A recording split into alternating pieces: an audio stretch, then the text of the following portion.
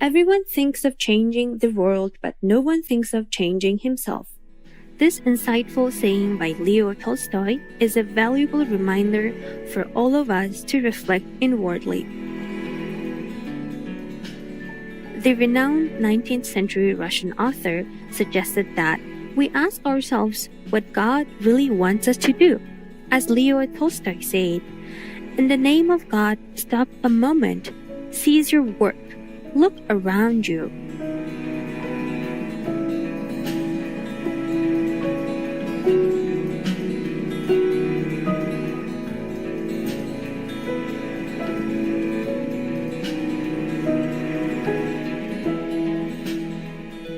A novel by Tolstoy is not a work of art, but a piece of life, stated Matthew Arnold, a 19th century British poet and critic. In addition to his renowned epic novels, Leo Tolstoy wrote essays and letters that conveyed the spiritual truths he came to realize in life.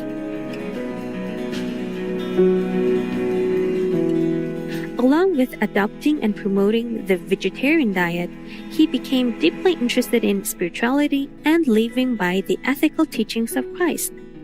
The concepts he conveyed through his writings about peace and the fulfillment of God's will greatly influenced 20th century leaders like Mahatma Gandhi and Dr. Martin Luther King Jr.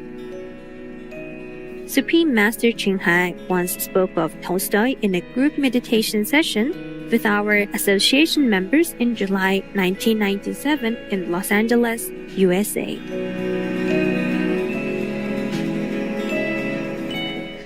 Tolstoy was a practitioner, That's why when you read his story, almost a story about spirituality, about God, and very happy, very positive.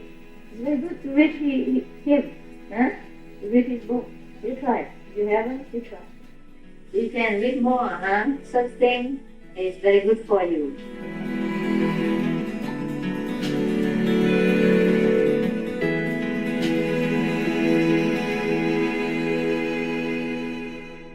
We would like to share an insightful excerpt from Volume 1, Love from the Pathway of Life, a collection of Tolstoy's philosophies on religion, life, death, and more. Love. The soul of man, being separated by the body from God and from the souls of other creatures, strives to unite with that from which it is separated. The soul unites with God through a constantly growing consciousness of God within, and with the souls of other creatures through a constantly growing manifestation of love. Love unites man with God and with other creatures. Lord Jesus said to the lawyer, "Thou shalt love the Lord thy God with all thy heart, and with all thy soul, and with all thy mind." This is the first and the great commandment. And the second is like unto it, "Thou shalt love thy neighbor as thyself." Thus spoke the lawyer to Christ, and Jesus said, "Thou hast answered right. This do, that is, love God and thy neighbor, and thou shalt live. Woe unto you, ye men of the world! There is grief and worry over your heads and under your feet, to the right of you and to the left of you, and you are a mystery unto yourselves. And such mysteries will ye remain unless ye become happy and loving as the children. Only then shall ye know me, and knowing me ye shall know yourselves, and only then shall ye rule yourselves. And only then, as ye look out of your soul into the world, all things will be a blessing to you, in the world and within your own selves. Only perfection can be loved. Therefore, in order to love, one of two things is required: either to count that perfect which is imperfect, or to love perfection that is God. If we count that perfect which is imperfect, sooner or later the error will be revealed, and the love will cease. But the love of God, that is of perfection, cannot cease. God is love. He who dwells in love dwells in God, and God dwells in him.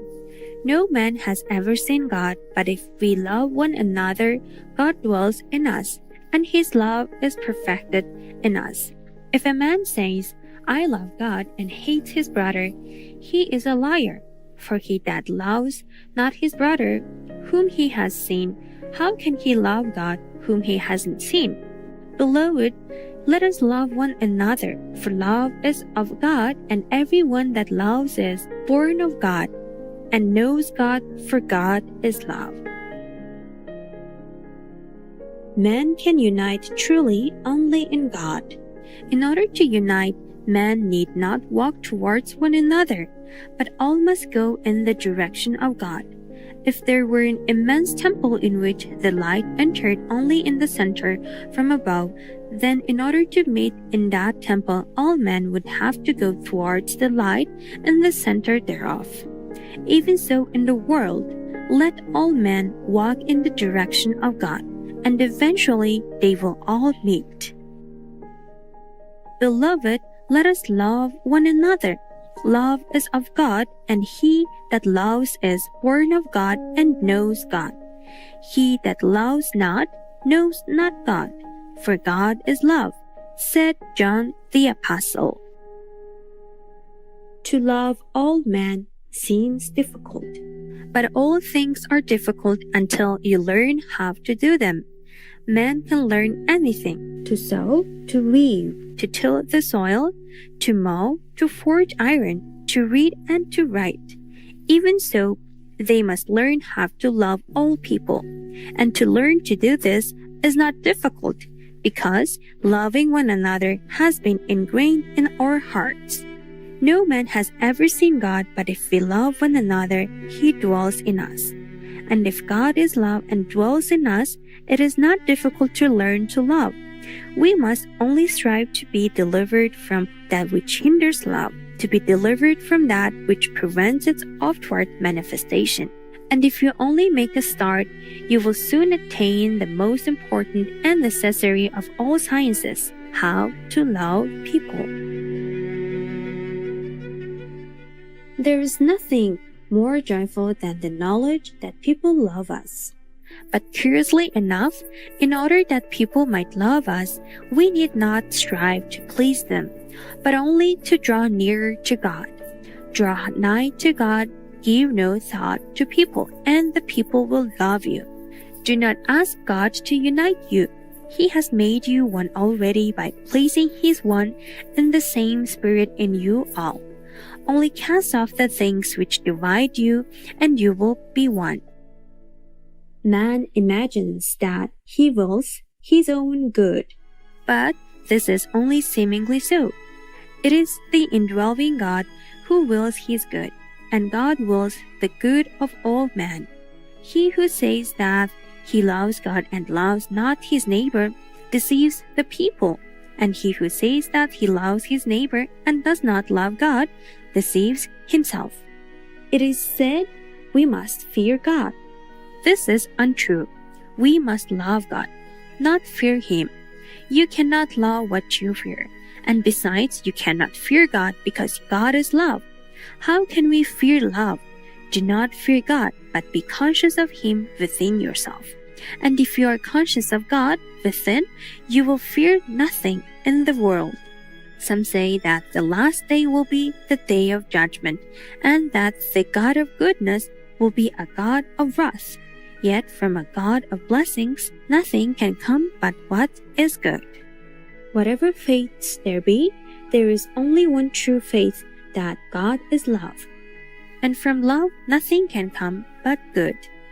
Do not fear whether in this life or after it, nothing can be, nothing will be but good.